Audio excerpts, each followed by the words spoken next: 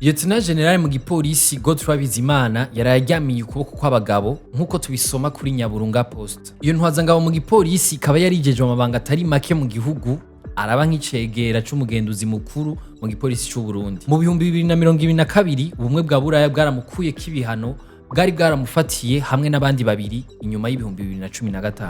Amahoro ni Davi.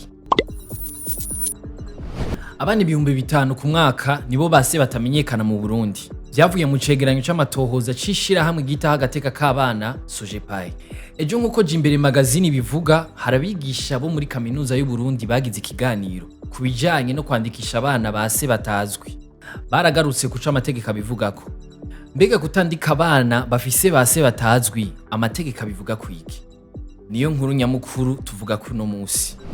Ico kibazo cyo kutandikisha abana base batazwi cavuye he?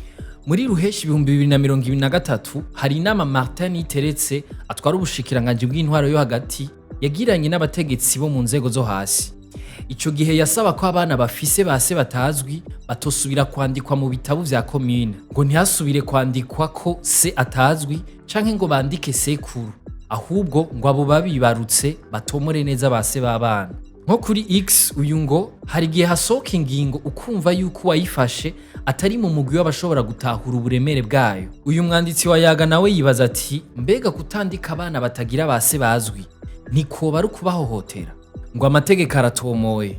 Itegeko ry'u Burundi rigenga ingo n'imiryango Code des personnes et des familles risanzwe rikoreshwa mu Burundi rirerekana neza uko umwana atagira se yandikwa. Umushingwamanza Emery Bayizere ati ingingo ya 37 iri muri ca gitabo c'itegeko rigenga ingo n'imiryango kirategekanya ingene umwana wese avutse ategereza kwandikishwa mu misi 15 ikurikira ivuka ryiwe.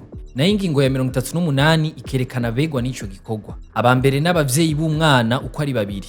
Se atagihari nyina w'umwana ni waca mwandikisha. Ngo kandi nyina w'umwana ashobora kumwandikisha kuri se mu gihe babivuganye.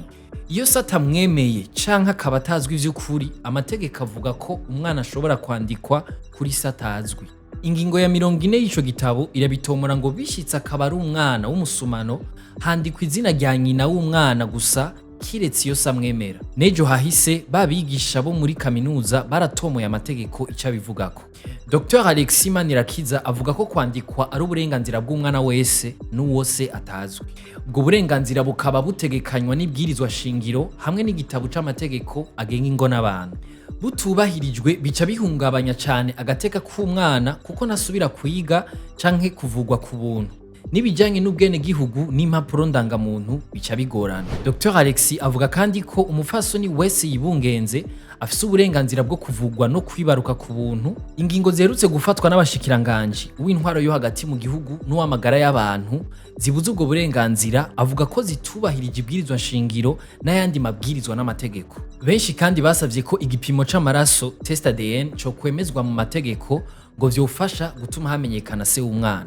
Kubera ko ico gipimo kizimvye cyane, leta yoshiraho ikigega cosahiriza mu gihe ico gipimo gikenewe muri sentare. Dutandukire inkuru ngufi nazo. Muri Febabu abagize inama ya bose bagera kuri 27 barandikiye urongoye Febabu bamusaba inama idasanzwe mu maguru masha. Izoba ariyo kurabira hamwe icegeranyo catanzwe n'abakoze isuzumwa ry'uko ubutunzi bwakoreshejwe muri Febabu audit. Haheze hafatwa ingingo zibereye zituma ibikorwa vyayo bibandanya neza. Iryo kete ryasohotse itariki 4 ntwarante ikaba ryasaba ko iyo nama yoba mu kiringo kitarenze imisi 60 kuva rishitse. Marie Elina Nishimwe yarinjiye mu mugwi w'abanditsi b'abarundikazi. Hari kuri uyu wa mbere igihe yasohora igitabo yanditse yise Les Étoiles dans le brouillard.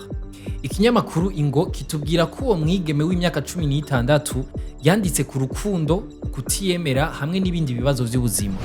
Muri Champions League naho haraye hamenyekana iyindi migwi izokina quart de finale. Inyuma yuko FC Porto ikubiswe n'umugwi wa Arsenal mu mapenalty, Barcelona nayo ikirahira Napoli 3-1.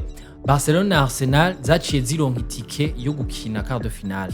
Mu kanya naho Dortmund na PSV Eindhoven hamwe na Atletico Madrid na Inter de Milan biratana mu mitwe. Mwakoze kudukurikirana, aya makuru muyasanga ku mbuga zacu, tuzosubira ejo.